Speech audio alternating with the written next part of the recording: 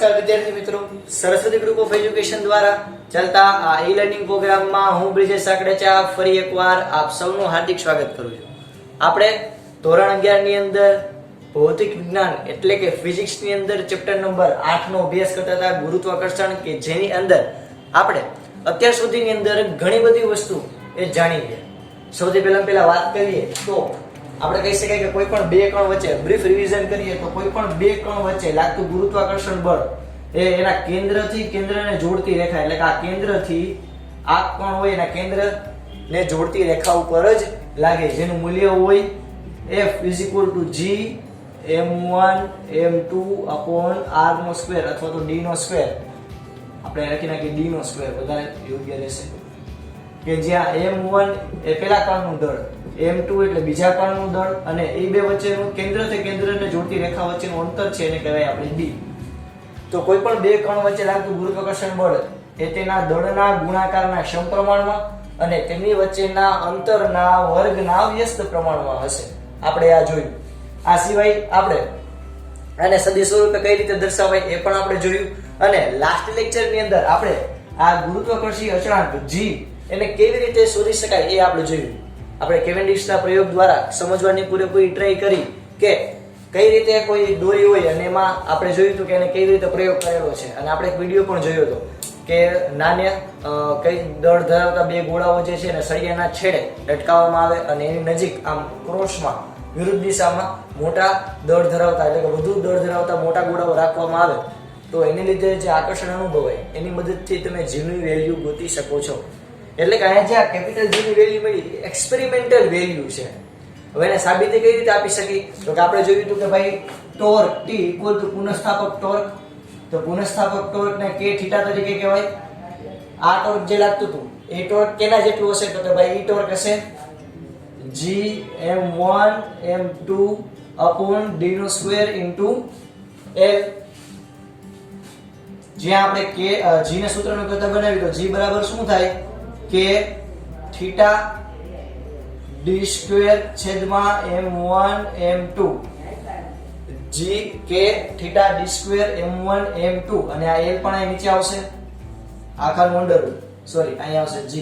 તો તમને g નું મૂલ્ય આટલું મળ્યું હતું. એટલે તમે કોઈ પણ એક્સપેરિમેન્ટ કરતા હોય તમારે આ g ની વેલ્યુ ગોતવી હોય તો તમારે શું કરવાની? તો કે ભાઈ એનો તમને વળતણાંક ખબર હોવી જોઈએ, જે દોરી તમે લટકાવો છો એની થીટા એટલે કે કેટલા ખૂણે આમ વહેરું છે એ તમને કોણ ખબર હોવી જોઈએ, d સ્ક્વેર અંતર m1 અને m2. d સ્ક્વેર એટલે ખબર ને કયું અંતર? તો કે તમને આવી રીતે દોરી આપેલી હોય અને આ મોટો ગોળો હોય અને અહીંયા પણ બે મોટા ગોળા હોય, આ બાજુ મૂવમેન્ટ કરશે અને આ થોડુંક આ બાજુ મૂવમેન્ટ કરશે. તો જેટલું એને અંતર કાપ્યું, આ બે વચ્ચેનું જે અંતર છે, આ બે વચ્ચેનું અંતરને કહેવાય d. આ e d સ્ક્વેર ની વાત છે, બે સરખું જ હોય.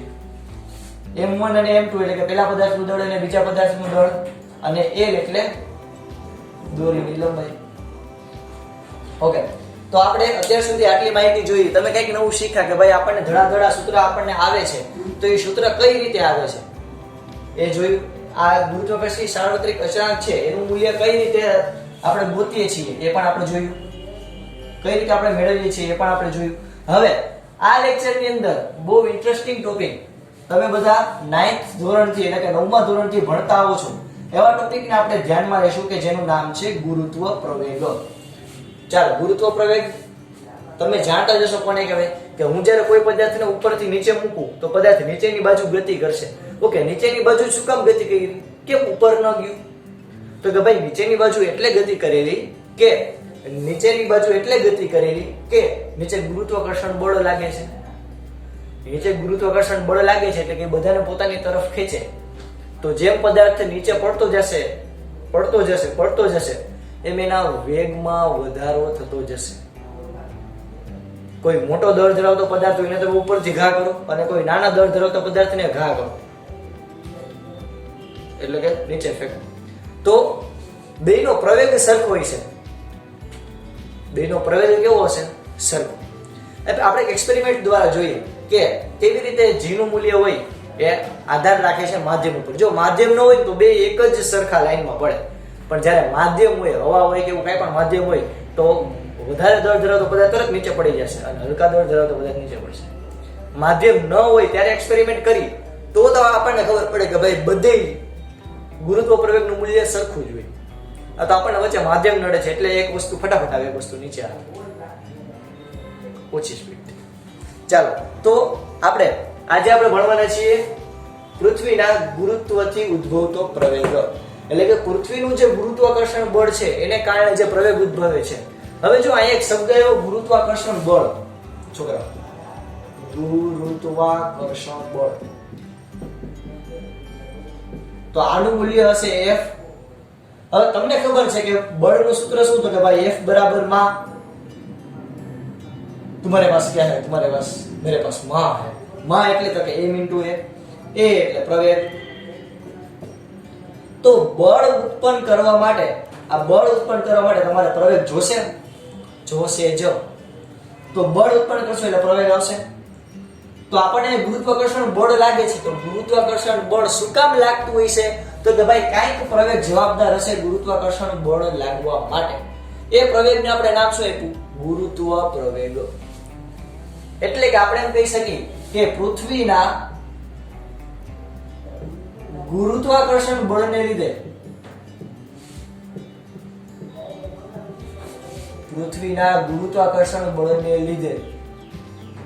ઉદ્ભવતા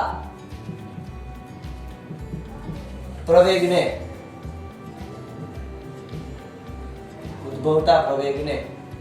ગુરુત્વ પ્રવેગ કહે છે.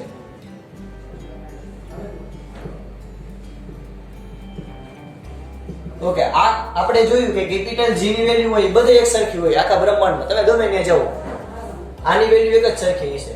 તો શું આને આપણે સ્મોલ g વડે દર્શાવીએ? તે તમે ત્રીજા ચેપ્ટરમાં ભણી ગયા, 9.8 એની વેલ્યુ છે. આપણે જોશી આમાં, ડોન્ટ વરી, ડિટેલમાં જોશી. પણ આપણે આ ગુરુત્વ પ્રવેગ g નું મૂલ્ય છે આ બધા બ્રહ્માંડમાં એક જ હશે. વિચારીને આન્સર આપજો છોકરાઓ. આ જે કેપિટલ G છે આને આપણે કહેતા હતા ગુરુત્વાકર્ષણનો સાર્વત્રિક અચળાંક. ગુરુત્વાકર્ષણનો સાર્વત્રિક અચળાંક. સાર્વત્રિક એટલે તો કે ભાઈ બધે એક સરખું.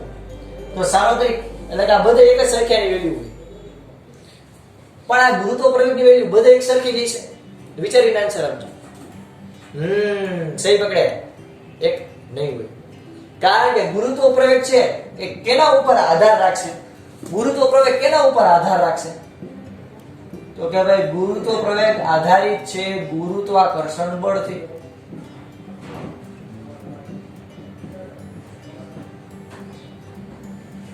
ગુરુત્વ પ્રવેગ કેના ઉપર આધાર રાખશે? તો કે ગુરુત્વાકર્ષણ બળ. બધાયનું ગુરુત્વાકર્ષણ બળ જે છે બધાયનું એક સરખું હશે બધા પદાર્થો? ના. જેમ કે પૃથ્વીનું ગુરુત્વાકર્ષણ બળ ચંદ્ર કરતા અલગ છે, સૂર્ય કરતા અલગ છે, ગુરુ ગ્રહ કરતા અલગ છે, શનિ ગ્રહ કરતા અલગ છે, પ્લુટો ગ્રહ કરતા અલગ છે. જો કે પ્લુટો તો ગ્રહ નથી, પણ યુરેનસ કરતા અલગ છે, નેપચ્યુન કરતા અલગ છે. તો બધાયનું ગુરુત્વાકર્ષણ બળ બધા ગ્રહોનું, ફોર એક્ઝામ્પલ આપણા સૂર્યમંડળની વાત કરીએ તો બધા ગ્રહોનું ગુરુત્વાકર્ષણ બળ કેવું હશે? અલગ અલગ.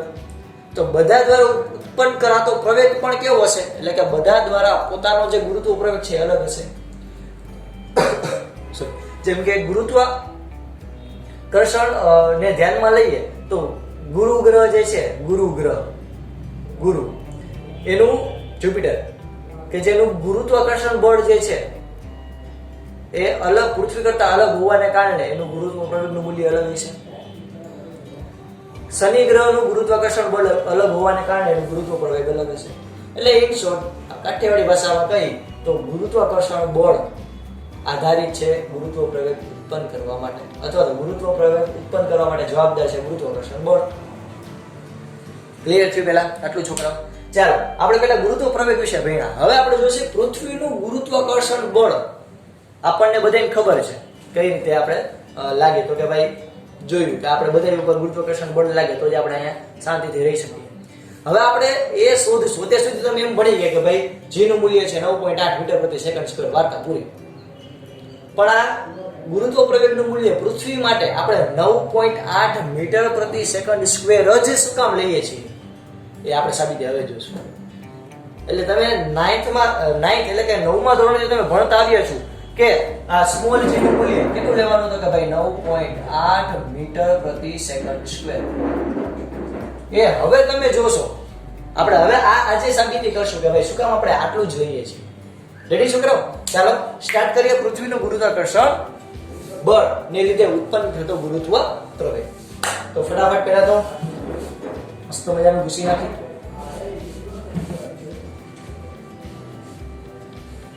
આ બધી વસ્તુ નોટ કરતા રહેજો સાથે સાથે. ચાલો હવે તો કે જો આપણે પૃથ્વી મસ્ત મજાની પેલા દોરી અહીંયા જ દોરી. ઓકે, મસ્ત મજાનું જો પૃથ્વી એકદમ ગોળાકાર છે. વાહ, કેટલી વાર મસ્ત પ્રેમ થયું. તો આ પૃથ્વી જે છે આપણે એને ગોળાકાર ધારી યાદ રાખજો. આ બધા પોઈન્ટ તમારી રીતે લખવાના છે. હું જસ્ટ કહેવાય ને કે જે કેલ્ક્યુલેશન વાળા સ્ટેપ હશે એ જ કરાવીશ. ધારો કે પૃથ્વીને ગોળાકાર છે, એટલે કે પૃથ્વીને ગોળાકાર કલ્પીએ. હકીકતમાં ગોળાકાર નથી, આપણને પણ ખબર છે. ઓકે, પણ આપણે સરળતા ખાતર એને ગોળાકાર લઈએ, ગોળાકાર ધારી. તો આ જે પૃથ્વીનું સમગ્ર દળ હશે, તમે ચેપ્ટર નંબર 7 માં ભણી ગયા દ્રવ્યમાન જે છે એમાં, કે સમગ્ર કવચ હોય, સમગ્ર આખો જે ગોળો હોય એનું સમગ્ર દળ એ કેન્દ્ર ઉપર કેન્દ્રિત થયેલું હોય એવું લાગે. તો આ પૂરેપૂરા પૃથ્વીનું દળ છે એ કેન્દ્ર બાજુ હોય, એટલે કે કેન્દ્ર તરફ આવતું હોય એવું આપણને લાગે. પેલા આટલું ક્લિયર થઈ. હવે તો કે હું પૃથ્વી એક ગોળો ધારી લીધો. તો જે આ પૃથ્વી આખો જે ગોળો ધાર્યો એ ઘણા બધા સમકેન્દ્રીય વર્તુળો ને લીધે ઉત્પન્ન કરાતો એક ગોળો છે એવું આપણે લઈ શકીએ. ફોર એક્ઝામ્પલ, જો પૃથ્વીને એક જ પ્લેટ નહીં હોય, માની લો કે આના અહીંયા આવી રીતે ઘણી બધી અસંખ્ય સમકેન્દ્રીય એક જ કેન્દ્ર હોય એવી ઘણી બધી પ્લેટ ભેગા થઈ અને શું બનાવ્યું હશે તો કે ભાઈ એક ગોળો બનાવેલો હશે. ઓકે, એટલે આવી ઘણા બધા સમકેન્દ્રીય વર્તુળો થી બનેલો આપણે ગોળો ધારી શકીએ, પૃથ્વીને ધારી શકીએ કે જેનું સમગ્ર દળ એ કેન્દ્ર ઉપર કેન્દ્રિત થયેલું હોય તેવું લાગે. એટલે આટલું ક્લિયર થયું. ચાલો હવે આપણે જોઈએ કે એની અંદરના બિંદુ માટે તો સમજા, પણ આપણે અત્યારના જો આપણે બધા અહીંયા આવીશું, તમે હું આપણે બધા જો અહીંયા ડિસ્કો કરતા હશે એટલે અહીંયા ક્યાં ગઈશું પૃથ્વીની સપાટી. તો આપણે અહીંયાનું ગુરુત્વ પ્રવેગ મેળવવું હોય તો આપણે પહેલા તો શું કરશી તો કે આપણે અહીં પૃથ્વીના કેન્દ્રથી r જેટલા અંતરે, પૃથ્વીના કેન્દ્રથી અત્યારના આને ધ્યાનમાં ન લઈ, પૃથ્વીના કેન્દ્રથી કેટલા તો કે r જેટલા અંતરે, પૃથ્વીના કેન્દ્રથી r જેટલા અંતરે, આ પૃથ્વીનું કેન્દ્ર ત્યાંથી r જેટલું અંતર, કેટલું r જેટલા અંતરે એક ગોળાકાર કવચ કલ્પો. ધારો કે ગોળાકાર, પેલા જ કહી દઉં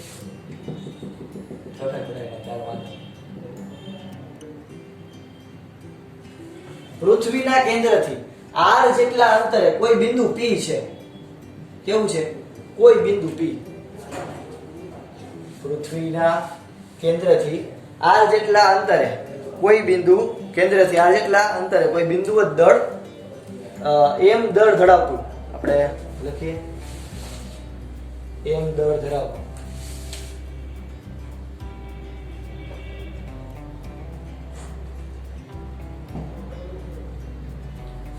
m દળ ધરાવતો એક બિંદુવત પદાર્થ લઈ કે જેને આપણે p બિંદુ નામ આપ્યું. તો આ p બિંદુની બહારની બાજુની અત્યારે તો આપણે વાત કરવાની થતી નથી, કારણ કે અહીંયા આપણે કોઈ એક p બિંદુ ધારીએ તેના ઉપર કેટલું ગુરુત્વાકર્ષણ બળ લાગતું હોય છે એ આપણે શોધવું હોય તો નીચેની બાજુને ધ્યાનમાં લેવાની આવે. આ બધી બાજુ તો કઈ લાગે નહીં, લાગે વળગે નહીં, કારણ કે ગુરુત્વાકર્ષણ તો કેન્દ્રથી જ લાગશે, કારણ કે સમગ્ર દળ કેન્દ્ર ઉપર કેન્દ્રિત થયેલું હોય એવું લાગે. એટલે આપણે ફોર એક્ઝામ્પલ આપણે અહીંયા ઊભા હોય તો જેટલું ગુરુત્વાકર્ષણ બળ લાગતું હોય એ અહીંયાથી અહીંયા સુધી ગણવાનું હોય, એટલે કે આ બે વચ્ચે નું અંતર લઈ અને ગુરુત્વાકર્ષણ બળની ગણતરી કરવાની હોય. તો એવી જ રીતે આપણે હજી નીચે વયા ગયા, આપણે અહીંયા વયા ગયા અને અહીંયાથી આપણે ગુરુત્વાકર્ષણ બળની ગણતરી કરીએ તો આપણે આટલાને જ ધ્યાનમાં લેવાનું આવે, ઉપરના પટ્ટાને ધ્યાનમાં લેવાનું આવે નહીં. તો આના માટે આપણે ગુરુત્વાકર્ષણ બળનું મૂલ્ય શું લખી શકીએ તો કે ભાઈ આના માટે આપણે ગુરુત્વાકર્ષણ બળનું મૂલ્ય એટલે કે p બિંદુએ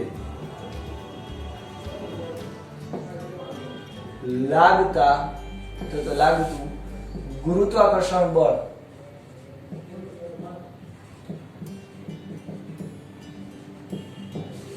પી બિંદુએ લાગતું ગુરુત્વાકર્ષણ બળ કે જેને નામ આપું F ઇક્વલ કેટલું લખી શકાય G small m m r upon r નો સ્ક્વેર.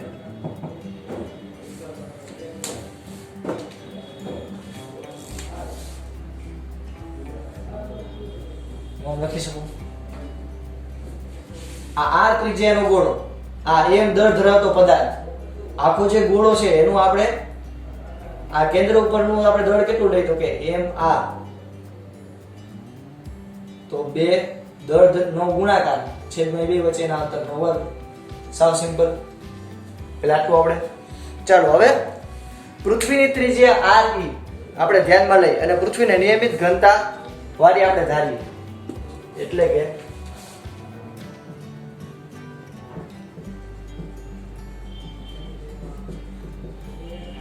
પૃથ્વીની ત્રિજ્યા આપણે લઈ re અને તેને નિયમિત ઘનતા વાળી ધારીએ.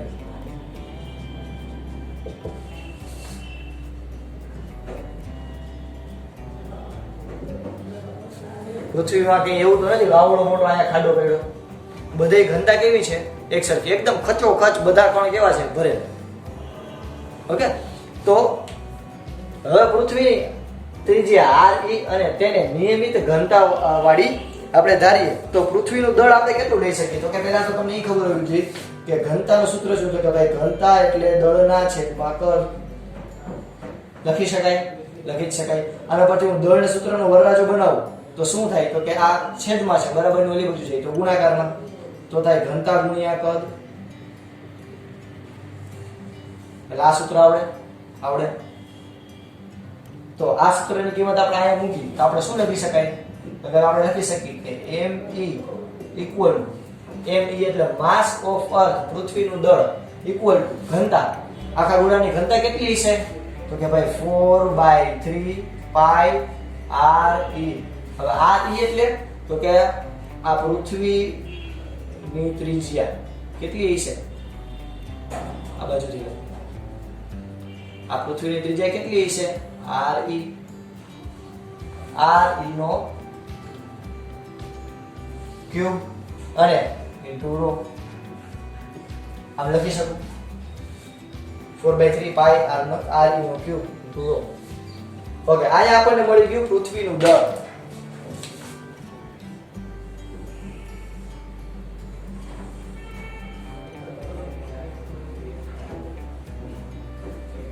અહીંયા આપણને મળી ગયું પૃથ્વીનું દળ. હવે આ re ક્યુબ જે છે એને હું આ બાજુ જવા દઉં તો સમજો ધ્યાનથી શું કરો. હવે આ re ક્યુબ છે એને હું છેદમાં જવા દઉં તો હવે શું વધશે me ના છેદમાં re નો cube equal to 4/3 pi rho. આવું થાય. તો આને હું કહીશ સમીકરણ નંબર, આને પહેલા તો સમીકરણ નંબર 1, આને હું કહીશ જગતની માલિકા આપણું સમીકરણ નંબર 2. સમીકરણ નંબર 2 એને આપણે કીધું સમીકરણ નંબર 2. ચાલો હવે આના માટે આપણે ધ્યાનમાં લઈએ આ mr જો આ ગોળો હતો, અહીંયા આપણે બે ગોળા આવ્યા ધ્યાનમાં. કયા? એક તો આ કેન્દ્રથી r જેટલા અંતરે એક ગોળો લીધો તો એમાં એનું આપણે દળ લીધું mr અને બીજા જે ત્યાં કોઈ એક કણ હતો કે જેનું દળ લીધું સ્મોલ m. એના દ્વારા લાગતું ગુરુત્વાકર્ષણ બળ કેટલું હતું તો કે ભાઈ r. હવે હકીકતમાં પૃથ્વી જે છે એની ત્રિજ્યા લઈ તો re, પૃથ્વીનું દળ લઈ તો me, એના બરાબર આપણે લખી શકીએ દળ બરાબર ઘનતા ગુણ્યા કદ. હવે બે ઇક્વેશન પહેલા આપણા બે કિસ્સા તમારે યાદ રાખવાના. હવે આપણા બેને કંઈક ભેગા કરશું એના ઉપરથી સાબિતી મેળવશું. કેવી રીતે તો કે જો હવે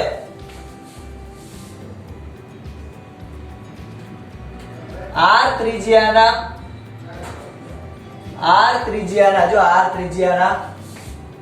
ગોળા નું દળ, r ત્રિજ્યાના ગોળાનું દળ કેટલું થશે તો કે ભાઈ r ત્રિજ્યાના ગોળાનું દળ થાય mr બરાબર આપણે ઘનતા વાળા કદનું સૂત્ર મૂકીએ તો 4/3 પાઈ r. r એના માટે કઈ આવશે સ્મોલ આવશે પાઈ r નો ક્યુબ ઇન્ટુ રો ટેણે પેલા આટલું ક્લિયર થયું. હવે સમજો ધ્યાનથી છોકરો, આ 4/3 પાઈ અને રો એને હું પેલા આવી રીતે લખી શકું સાઈડમાં. એમ r બરાબર શું થાય 4/3 પાઈ રો અને r ક્યુબ. કાઈ નથી કીધું, ગુણાકારમાં છે તો હું આગળ પાછળ લખી શકું. આને હું કહીશ ઇક્વેશન નંબર 3. આને હું કહીશ સમીકરણ નંબર 3. આ પેલું, આ બીજું, આ ત્રીજું. ચાલો આપણે ઇક્વેશન મેળવ્યું. હવે આપણે સમીકરણ નંબર 3 ની કિંમત, અહીંયા આપણને 3 સમીકરણ મળ્યા, 1 2 અને 3. પેલું સમીકરણ કયું મળ્યું તો કે ભાઈ આ r ત્રિજ્યાના ગોળા વડે લાગતું બળનું સૂત્ર G m mr/r². બીજું સૂત્ર શું હતું તો કે ભાઈ ઘનતા ગુણ્યા કદ દળ બરાબર એટલું થાય. એના ઉપરથી આપણે આખું જે પૃથ્વી હતી એનું દળ કેલ્ક્યુલેટ કર્યું. કેટલું થાય તો કે 4/3 પાઈ r નો ક્યુબ ઇન્ટુ રો. એના ઉપરથી r નામ લીધા અને આને આપણે બીજું ઇક્વેશન આવી ગયું. ત્રીજું શું લીધું તો કે ભાઈ આવી જ રીતે આપણે r ત્રિજ્યાનો ગોળો હતો એનું દળ માપ્યું. હવે આ mr છે તો આ mr અહીંયા, તો હું શું કરીશ તો કે સમીકરણ 3 ની કિંમત સમીકરણ 1 માં મૂકતા, સમીકરણ નંબર 3 ની કિંમત સમીકરણ નંબર 1 માં મૂકતા. ચાલો મૂકીએ, કાંઈ શરમ નથી આપણને. f બરાબર g small m, capital m ની જગ્યાએ શું મૂકશો તો કે ભાઈ 4/3 પાઈ રો નો ક્યુબ. આની જગ્યાએ તમે શું મૂક્યું તો કે આ મૂકી દીધું છેદમાં આ r નો સ્ક્વેર, તો એમનો જ છે. ઓકે, અહીંયા r ક્યુબ છે, અહીંયા r સ્ક્વેર છે, ઉડાડી જ દો, જોતા જ નથી કોઈને. તો f બરાબર શું લખશો g m ગુણ્યા 4/3 પાઈ રો ઇન્ટુ r. આ r સ્ક્વેર અને અહીંયા r ક્યુબ બે બાજુ ઉડાડો, ઉપર એક r વધે ને એ લઈ. હવે તો કે તમે જુઓ 4/3 પાઈ રો r, તો 4/3 પાઈ રો બરાબર તો શું થશે બીજું ઇક્વેશન. તો આપણે શું લખશું, આને હું કહું સમીકરણ નંબર કંઈક હજી આપશે. સમીકરણ નંબર આપવામાં વિચાર કરજો કેટલો છે. સમીકરણ નંબર 4. તો સમીકરણ 4 માં સમીકરણ 2 ની કિંમત મૂકતા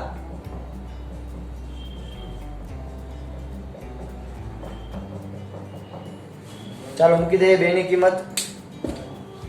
તો શું મળશે આપણને તો કે ભાઈ f બરાબર g m 4/3 પાઈ રો. આના બરાબર તમે શું લખી શકશો me/r e નો ક્યુબ. અહીં લખી જ નાખીએ આપણે, આપણને શરમ જ નથી. me/r e નો ક્યુબ ઇન્ટુ r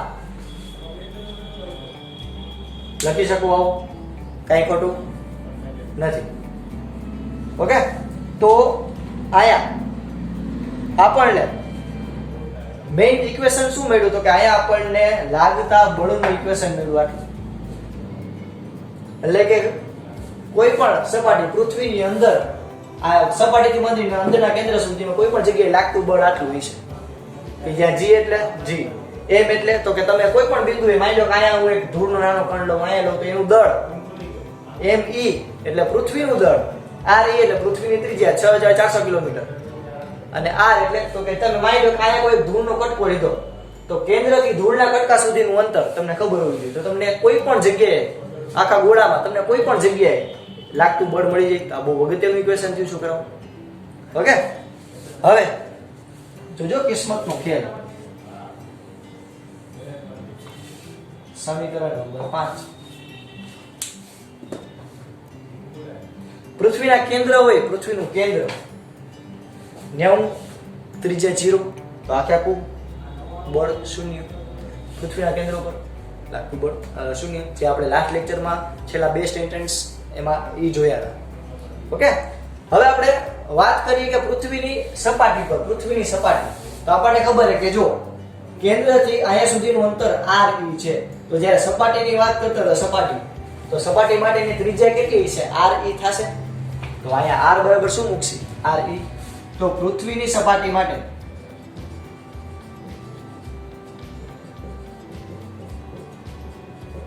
r બરાબર re.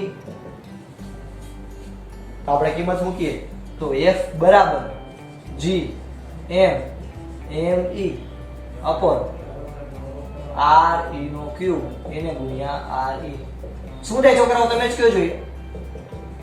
એકવાર re ઉડી જાય. ઓકે, તો આપણે હવે અહીંયા શું લખી શકશું? તો આપણે ડાયરેક્ટ લખી શકશું કે f બરાબર g સ્મોલ m me નો સોરી me ફક્ત એના છેદમાં re નો સ્ક્વેર. તો આ થયું લાગતા બળનું સૂત્ર. હવે આપણે શોધવો છે ગુરુત્વ પ્રવેગ. આપણે મેઈન આપણો વરરાજો એ છે. તો પૃથ્વીની સપાટી પર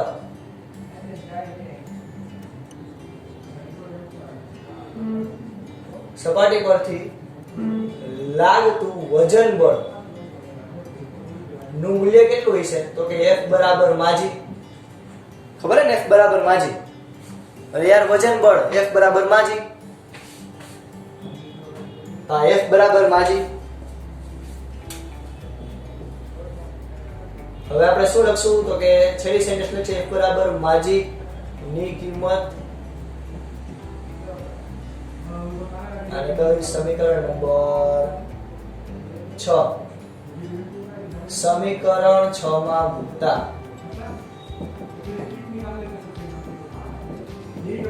ચાલો મૂકી દે સમીકરણ 6 માં. તો શું આવશે છોકરાઓ? તો કે mg બરાબર g m e upon re નો સ્ક્વેર થાય. અહીંયાથી m કેન્સલ.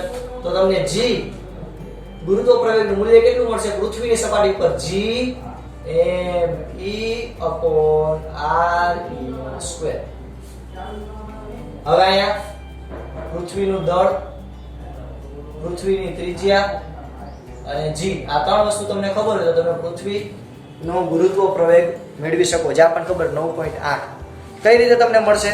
તો કે ભાઈ આપણને આ ખબર 6.625 ગુણ્યા 10⁻11 newton metre square upon kilogram નો સ્ક્વેર. આ પણ ખબર આટલું છે.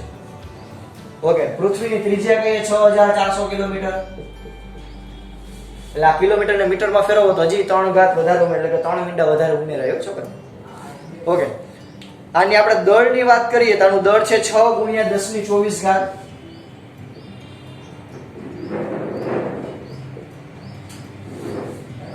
ત્રણેયની કિંમત આમાં મૂકો જોઈએ. તમે મને કયો 9.8 જેવો આન્સર આવે કે નથી આવતો એપ્રોક્સિમેટલી? આ બહુ મેઇન ઇક્વેશન. તો આના ઉપરથી એવું કહેવાય છે કે કેવેન્ડિશે પૃથ્વીનું વજન કર્યું છે. કેવેન્ડિશ, આપણા વૈજ્ઞાનિક કેવેન્ડિશ, એને પૃથ્વીનું વજન કર્યું. વજન એટલે માપવા નતા ગયા ત્રાજવા લઈને, પણ વજન કર્યું એટલે તો કે એને આવી સિદ્ધાંતિક ગણતરીથી એને પૃથ્વીનું વજન કર્યું. પૃથ્વીને આપણે ત્રાજવામાં તોલી નથી શકાતી, તો આપણે એનું આવી રીતે વજન કરેલું છે. ઓકે, ક્લિયર છે છોકરાઓ? ક્યાંથી આપણે ક્યાં ગયા? તો કે સૌથી પહેલા પૃથ્વીના ગુરુત્વાકર્ષણ બળને લીધે ઉદ્ભવતા પ્રવેગને કહેવાય ગુરુત્વ પ્રવેગ, જેનું મૂલ્ય 9.8 લઈએ છીએ. શું કામ લઈએ છીએ? આપણે આ લેક્ચરમાં જોયું ઠેક સુધીમાં કે P બિંદુએ આપણે ગોળાકાર કવચ લીધો, પૃથ્વીને આપણે ગોળાકાર ધારી લીધી. એમાં કેન્દ્રથી r જેટલા અંતરે, સ્મોલ r જેટલા અંતરે P બિંદુ વિચારો. તો એના દ્વારા લાગતું બળ કેટલું છે? તો કે F બરાબર g. આનું દળ આપણે લીધું સ્મોલ m. કેન્દ્ર ઉપર જે આખા પૃથ્વીનું સમગ્ર દળ, આખા ગોળાનું સમગ્ર દળ કેન્દ્ર ઉપર કેન્દ્રિત થયેલું હોય એવું આપણે ચેપ્ટર નંબર 7 માં ભણી ગયા. આને લીધું mr/r². હવે આપણે પૃથ્વીની માટે વાત કરીએ તો એના માટેની ત્રિજ્યા લીધી re. તો ઘનતા બરાબર દળના છેદમાં કદ, એના ઉપરથી દળ બરાબર ઘનતા ગુણ્યા કદ, એના ઉપરથી આપણે આ ઇક્વેશન મેળવ્યું. પછી આવું જ બેઠે બેઠું ઇક્વેશન આપણે mr માટે મેળવ્યું. એટલે આપણે પહેલા તો પૃથ્વી નું દળ લીધું, પછી r ત્રિજ્યાનું જે આપણે ગોળાકાર કવચ ધાર્યું હતું એનું દળ લીધું. એ દળની કિંમત આપણે આ પહેલા ઇક્વેશનમાં મૂકી, એટલે આપણે આ ઇક્વેશન મેળવ્યું. આમાં પછી આપણે બીજાની કિંમત મૂકી. એટલે કે ત્રીજા ઇક્વેશનમાં સોરી પહેલા ઇક્વેશનમાં આપણે ત્રીજાની કિંમત મૂકી અને પછી બીજાની કિંમત મૂકી, એટલે આપણને છેલ્લે આ મળ્યું કે જે પૃથ્વીના કેન્દ્રથી અહીંયા સુધીમાં કોઈ પણ જગ્યાએ લાગતા ગુરુત્વાકર્ષણ બળનું મૂલ્ય આપે. હવે આપણને ખબર છે કે પૃથ્વી ઉપર ગુરુત્વાકર્ષણ બળ કેટલું લાગે તો કે ભાઈ માજી જેટલું. માજી એટલે કે F બરાબર mg. બેની કિંમતને સરખાવો તો તમને મળશે g, કે જ્યાં કેપિટલ G એટલે ગુરુત્વાકર્ષણનો સાર્વત્રિક અચળાંક, me એટલે પૃથ્વીનું દળ જેનું મૂલ્ય 6 × 10⁴ કિલોગ્રામ અને re 6400 કિલોમીટર. ક્લિયર થાય? ઓકે. આ એક હોમવર્કમાં છે તમારે કે g ની વેલ્યુ આ ત્રણેયમાં આની વેલ્યુ પુટ કરીને તમે કહેજો 9.8 જેવું થાય છે. આ સુધી રાખીએ છોકરાઓ. નેક્સ્ટ ટાઈમ આપણે મળશું કે નેક્સ્ટ ટાઈમ આપણો ટોપિક કેવો રહેશે કે હવે આપણે પૃથ્વીની સપાટીથી કોઈ જગ્યા ઉપર જઈએ તો ગુરુત્વ પ્રવેગમાં શું ફેરફાર થાય અને ઊંડાઈમાં ગુરુત્વ પ્રવેગમાં શું ફેરફાર થાય એ આપણે નેક્સ્ટ લેક્ચરમાં જોઈશું. આ બધું તમારે રંગારંગ બોલપેનની મદદથી પાકી બુકની અંદર લખી લેજો. ઓકે. અને આ પ્રશ્ન પૂછાય તો આટલું મસ્ત મજાનું લખજો અને આગળ થોડુંક વર્ણન કરી લેજો. મેં કીધું અહીં સુધી રાખીએ. જય ભારત, જય હિન્દ. રાખી નાખજો.